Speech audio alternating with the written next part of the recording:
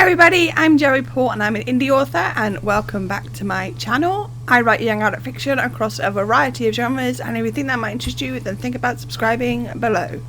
I apologise for the Miss Mink. She's not very well, hence the baby grow, so she's clinging to me because I make her feel better? I don't know.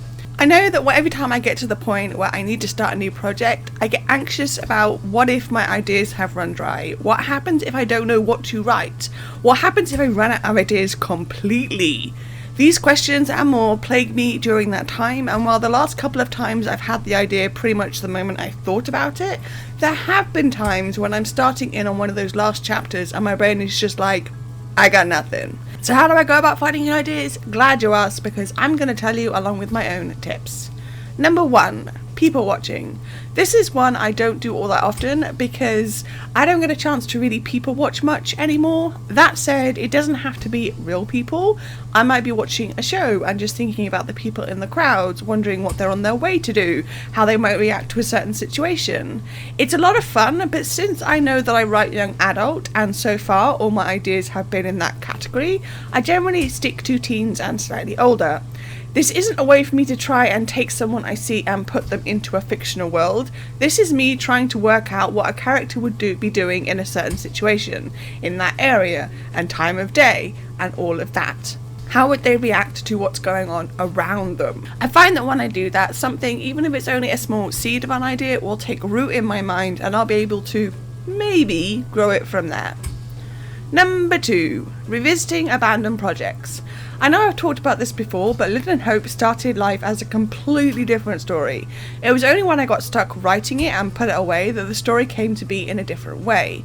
But then when it came to writing Destination Unknown, I ended up using bits and pieces from that original story and moulding them into the story it is now. This is always a great way to either reignite that passion for an abandoned project, or to find that you take this piece and that piece and Frankenstein them together and end up with a completely different story.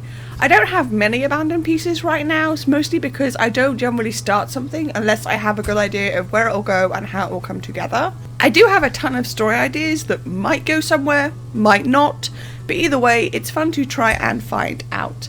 But I have had success with this before, so I'd be remiss not to mention it. Number 3, reading books in that genre.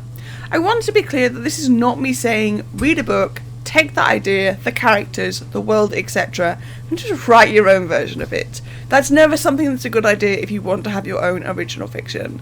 By this, I simply mean that reading books in that genre will help some of the ideas' seeds germinate and grow. You may find inspiration for a different kind of story than the book you're reading. I've had this where I'm reading a crime novel and end up with an idea for a crime sci-fi book, like Walk a Mile.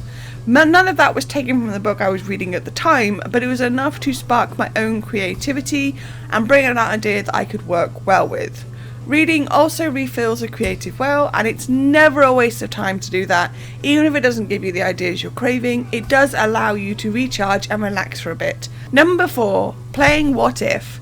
This is one of my favourite things to do when thinking up ideas. If you have a character in mind and a genre in mind, then you can sit there and pose what if questions to yourself. What if that character actually witnessed something they weren't supposed to?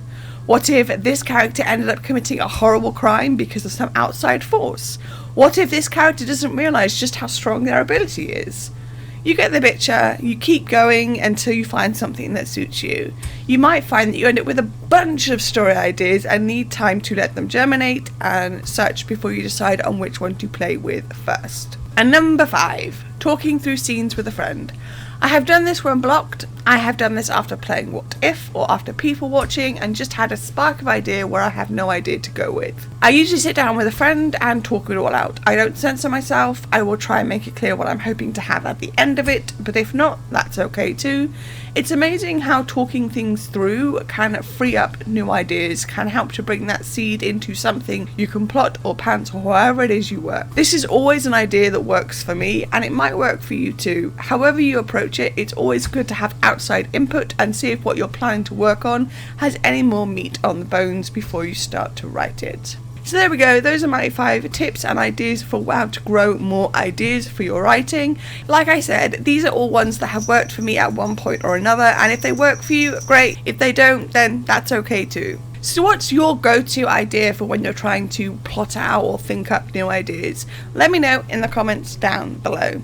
So that's all I got time for today. If you want to support my channel, you can comment, like, or subscribe. I post new videos on Thursdays. You can find me all over social media, and my books are available everywhere, and you can also sign up for my newsletter. And don't forget to pick up Cramming Chronicles The Second Pang, which is the second in Young Adult Urban Fantasy series. And also don't forget to grab a ticket for The City in Birmingham in July 2023, where I'll be signing books. All the links to which are listed below. Thanks for watching, and remember to keep writing. Bye.